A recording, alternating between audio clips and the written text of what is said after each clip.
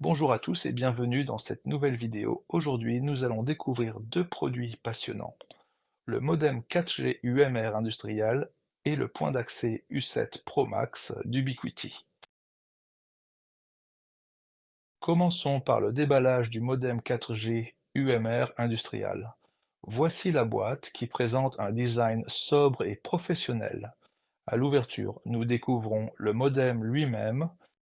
Nous avons également tout le nécessaire pour l'installation, y compris un guide de perçage intégré avec un niveau à bulles. Le modem lui-même est assez compact avec trois antennes, dont une dédiée au signal GPS. On a deux ports Ethernet, une connexion d'alimentation 4 broches ATX de 9 à 30 volts DC avec une consommation maximale de 12,5 watts. Il est également possible d'alimenter le modem via le port Ethernet grâce au PoE avec une consommation maximale de 10 watts.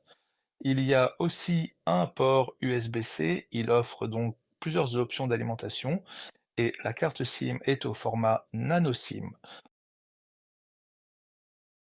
Passons maintenant au plat principal de notre vidéo, l'U7 Pro Max. L'emballage est élégant, typique des produits Ubiquiti.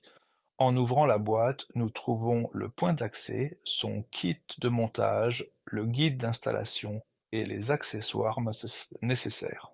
L'U7 Pro Max présente un design circulaire élégant, similaire à son prédécesseur. Ses dimensions sont de 206 mm de diamètre pour 46 mm d'épaisseur. Comparons-le maintenant au U6 Entreprise. Le U6 Entreprise est légèrement plus grand avec 220 mm de diamètre et 48 mm d'épaisseur. En termes de poids, l'U7 Pro Max pèse 680 grammes, tandis que le U6 Enterprise est plus lourd à 960 grammes sans son support. En ce qui concerne les spécifications, les deux modèles disposent d'un port Ethernet 2,5. Cependant, l'U7 Pro Max se démarque avec ses capacités Wi-Fi 7, offrant des débits théoriques plus élevés, là, notamment sur la bande 5 GHz où il peut atteindre 8,0 gigabits par seconde contre 4,8 pour le U6 Enterprise. Mais encore une fois, la limitation ici est de 2,5 par le port Ethernet. Je trouve cas dommage. N'hésitez pas à me dire ce que vous en pensez. Passons maintenant à l'adoption de l'U7 Pro Max via l'application Unify sur iOS. Le processus est simple et intuitif. Ouvrez l'application, elle détectera automatiquement le nouvel appareil. Suivez les étapes à l'écran pour l'adopter dans votre réseau Unify.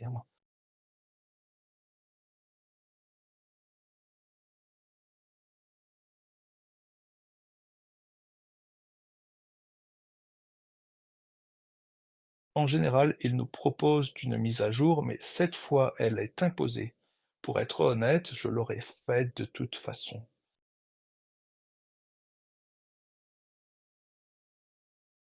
Je vous montre aussi les menus relatifs à ce point d'accès. Comme d'habitude, on y trouve l'utilisation des canaux Wi-Fi et on peut également voir qu'il consomme 10,43 watts.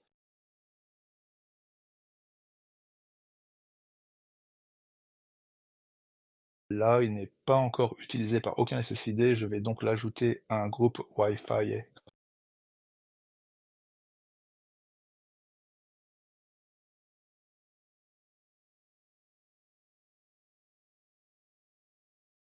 Procédons à un test de vitesse.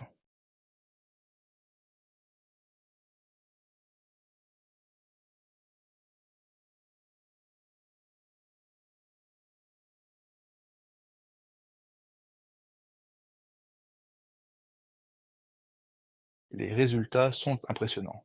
Cependant, je ne peux pas vous montrer les capacités du Wi-Fi 7 car les produits Apple actuels sont limités au Wi-Fi 6E.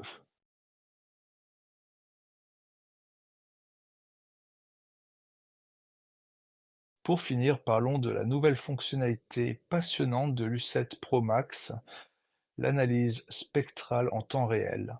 Cette fonction permet de visualiser l'utilisation du spectre Wi-Fi dans votre environnement, aidant à optimiser le positionnement des canaux et à identifier les interférences.